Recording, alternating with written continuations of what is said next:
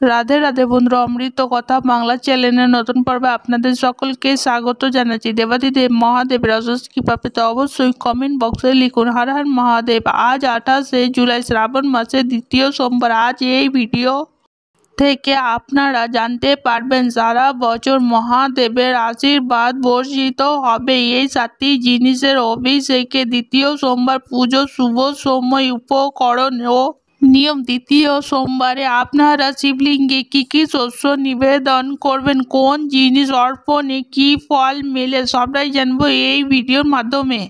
ভিডিওতে যাবার আগে অমৃত কথা বাংলা চ্যানেলটিকে অতি অবশ্যই সাবস্ক্রাইব করুন, লাইক করুন, কমেন্ট করুন, শেয়ার করুন, আধার্মিক নোটিফিকেশন ঘন্টাটি বাজিয়ে দেবেন। শ্রাবণ মাসের দ্বিতীয় সোমবার পড়েছে ইংরেজির 28শে জুলাই 2025, বাংলায় 11ই শ্রাবণ 1432। প্রদোষকালে শিবলিঙ্গে জল ঢালা সব থেকে শুভ সময় থাকছে সন্ধ্যা 5টা 30 পর থেকে রাতের 7টা 35 পর্যন্ত। শাস্ত্র মতে এই 7টি জিনিস দিয়ে শিবলিঙ্গে অর্পণ করলে সারা বছর দেবাদিদেব মহাদেবের আশীর্বাদ বর্ষিত হয়। এই 7টি জিনিসের মধ্যে প্রথমে রয়েছে আখের রস। শ্রাবণ মাসের সোমবারগুলিতে আখের রস দিয়ে শিবলিঙ্গে অভিষেক করলে আর্থিক সংকট থেকে মুক্তি মেলে এবং জীবনে সুখ সমৃদ্ধি ফিরে আসে। এর পরে রয়েছে দই। দই দিয়ে অভিষেক করলে মহাদেব ভীষণ তুষ্ট হন এবং নিজের ভক্তের সমৃদ্ধি এবং সম্পদ বৃদ্ধির আশীর্বাদ দিয়ে থাকেন। তারপরে রয়েছে ঘি ও মধু। ঘি ও মধু দিয়ে শিবলিঙ্গে অভিষেক করানো অত্যন্ত শুভ। এর ফলে আমাদের জানতু ও অজান্তু জীবনে সব পাপ ধুয়ে মুছে যায়। শ্রাবণ মাসের সোমবারগুলিতে সর্ষের তেল দিয়ে আপনারা শিবলিঙ্গে অভিষেক করতে পারেন। মনে করা হয় এর ফলে শত্রু নাশ হয়। শ্রাবণ মাসের সোমবারগুলিতে শিবলিঙ্গে অভিষেক করার সময় জলের মধ্যে দুধ ও চিনি মিশিয়ে নেওয়া অত্যন্ত শুভ। এর ফলে জীবনের সমস্ত দুঃখ কষ্ট নষ্ট হয়ে যায়। সুগন্ধি মিশ্রিত জল দিয়েও শ্রাবণ মাসের সোমবারগুলিতে শিবলিঙ্গে অভিষেক করতে পারেন। এর ফলে রোগ দূর হয় এবং সুস্বাস্থ্য অধিকারী হবেন। এছাড়া দাম্পত্য জীবনে কোনো কলহ থাকলে তারও অবসান ঘটবে বলে প্রচলিত বিশ্বাস। এরপর আমরা জেনে নেব শিব পুজোর প্রধান উপকরণগুলি কি কি। শিব পুজোর প্রধান উপকরণগুলির মধ্যে রয়েছে দুধ, দই, ঘি, মধু, চিনি, গঙ্গার জল, বেল পাতা, ধুতরা ফুল, আকন্দ ফুলের মালা।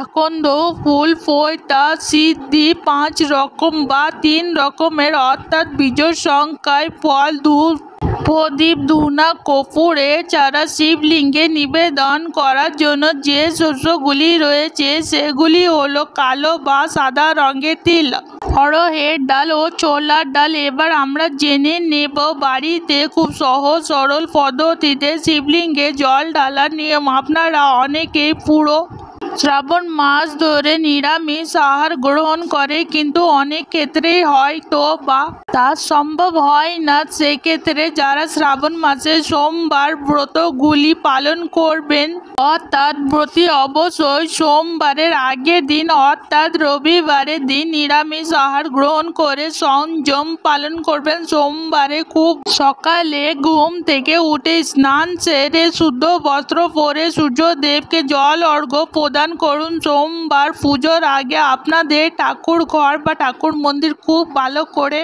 পরিষ্কার পরিচ্ছন্ন করে নেবার পর সোমবারে সকালে গঙ্গার জল ছিটিয়ে দেবেন। পারলে সেদিন ফুল দিয়ে ঠাকুর মন্দিরকে সাজিয়ে দেবেন। আপনার বাড়িতেও জল ঢালতে পারেন, আবার মন্দিরে গিয়েও পুজো করতে পারেন। বাড়িতে যদি শিবলিঙ্গ জল ঢালতে চান তাহলে প্রয়োজনীয় উপকরণগুলি সব হাতের কাছে গুছিয়ে নেবেন। পুজোর সময় এগুলো প্রথমে গঙ্গার জল ছিটিয়ে শুদ্ধ করে নেবেন। মন্দিরে জল ঢালতে গেলে দুধ, দই, ঘি, মধু, গঙ্গা জল ইত্যাদি প্রয়োজনীয় উপকরণগুলি নিয়ে যেতে ভুলবেন না। প্রথমে আপনারা ঠাকুর মন্দির বা ঠাকুর ঘরে যে দেবতা আছে তাদের পুজো সেরে নেবার পর বা ইষ্ট দেবতাকে পুজো করে নেবার পর তারপরে একটি আলাদা আসনে শিবলিঙ্গে স্থাপন করে প্রথমে শুদ্ধ জল দিয়ে স্নান করিয়ে নেবেন। এরপরে পঞ্চামৃত দিয়ে শিবলিঙ্গে অভিষেক করাবেন। পঞ্চামৃত অভিষেক করানো হয়ে গেলে আবারও গঙ্গার জল বা শুদ্ধ জল দিয়ে শিবলিঙ্গ স্নান করিয়ে হালকা সুতি কাপড় দিয়ে শিবলিঙ্গ মুছে দেবেন। এরপরে চন্দনে তিলক করুন, আকন্দ ফুলের মালা পরিয়ে দিন। পইতে থাকলে সেটাও বাবার গলায় পরিয়ে দিতে পারেন।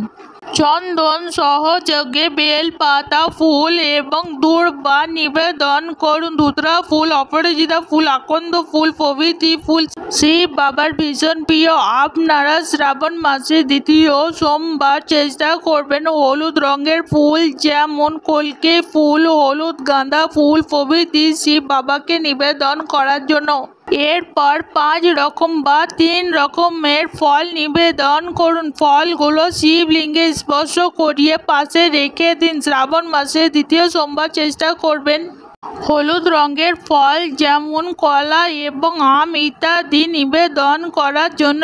এরপর বাতাসা, দুধ, দই, ফল, মিষ্টি প্রভৃতি শিব বাবাকে ভোগ হিসাবে নিবেদন করুন। এরপরে নন্দী মহারাজের পুজো করুন। অবশেষে ধূপ, প্রদীপ, দীপ, কর্পূর দিয়ে আরতি করুন। আরতি করা হয়ে গেলে 108 বার ওম নমঃ শিবায় মন্ত্র বা মহামৃত্যুঞ্জয় মন্ত্র জপ করুন। পুজো শেষ না হওয়া পর্যন্ত উপবাসে থাকুন। পুজো শেষ না হওয়া পর্যন্ত যদি নির্জলা উপবাস না থাকতে পারেন তাহলে ফল, মূল, দুধ, দই প্রভৃতি প্রসাদ হিসাবে গ্রহণ করতে পারেন। শ্রাবণ মাসে কাঁচা দুধ খাওয়া যায় না, তাই দুধকে ভালো করে ফুটিয়ে নেবেন। তবে শিবলিঙ্গে কখনোই ফুটানো দুধ দেবেন না, সবসময় কাঁচা দুধ নিবেদন করবেন। শিব পুরাণ ও বেদে শিবলিঙ্গের বিভিন্ন ধরনের শস্য নিবেদনের কথা উল্লেখ করা হয়েছে। আপনারা শ্রাবণ মাসের দ্বিতীয়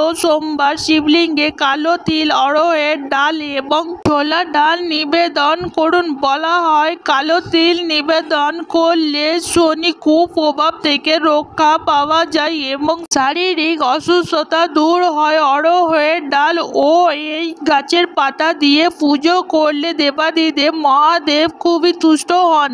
শরীর ও মনের সঙ্গে জড়িত সমস্ত দুঃখ কষ্ট দূর হয় এবং আর্থিক সমস্যা থেকে মুক্তি মেলে। শ্রাবণ মাসের দ্বিতীয় সোমবার শিবলিঙ্গে ছোলার ডাল নিবেদন করলে বিবাহে বাধা দূর হয়। পাশাপাশি অবিবাহিত জাতক জাতিকার জীবনে সর্বশ্রেষ্ঠ জীবন সঙ্গী লাভ করা যায়। আজকের পর্ব এখানেই সমাপ্ত হলো। অমৃত কথা বাংলা চ্যানেলের সঙ্গে থাকার জন্য আপনাদের অনেক অনেক ধন্যবাদ। রাধে রাধে।